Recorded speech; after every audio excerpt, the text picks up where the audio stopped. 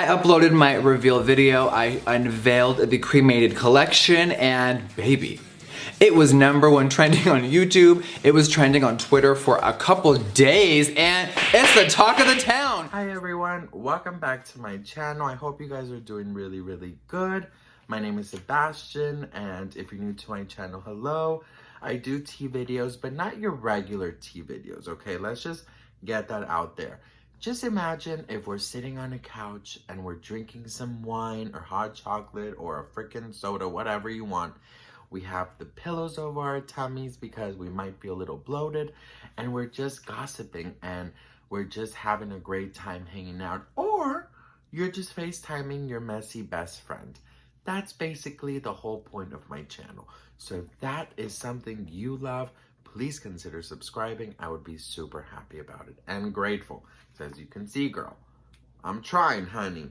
So listen, Jeffree Star, Jeffree Lynn, he's in a little bit of trouble, and he finally released his video addressing all of the backlash that he received for Cremated. Now, if you guys did not know, Jeffree Star is releasing a palette called Cremated, and a lot of people find it super insensitive in the times that we're living with the world pandemic and everything, right? So basically what had happened was he released the artwork and the name, and Twitter went crazy. News outlets everywhere wanted to talk to him, and he had no choice but to address it in today's video. So I took some highlights of the video and I'm going to tell them to you. I'm going to go over them and then we can talk about it. So the first one is, he basically says that it takes months to make the palette. People are saying that he basically did this while in quarantine and is feeding off the pandemic. So he is basically saying, girl, that's not true. It takes months. This was way before Corona ever happened that I had the idea to do Cremated. He says it's art, and that both his dad and his dogs, when they passed away, they got cremated. So it runs in their families. He basically said that he did this to make people smile, and that people were just, what he wanted was basically every palette that he brings out is for people and for their happiness and for them to smile, basically. It's always a positive end that he wants people to have or take from his fucking palette. He trademarked the word cremated over a year ago, and in September went through, so he trademarked it. He didn't move it because it didn't fit in the rest of the year's schedule. So I'm guessing he has a lot of palettes coming out, and Cremated would not have fit anywhere else until fall of 2021. So he basically was like, the reason I cannot do that is because I wouldn't want to sell my customers expired makeup, because it, by then it would have been expired. And basically he just says he comes from a good place. His addressing it was super short and simple and to the point. Twitter and a lot of people have been on it very much, because even some of his fans, of course, he has diehard fans who don't really care and say that people are overly sensitive.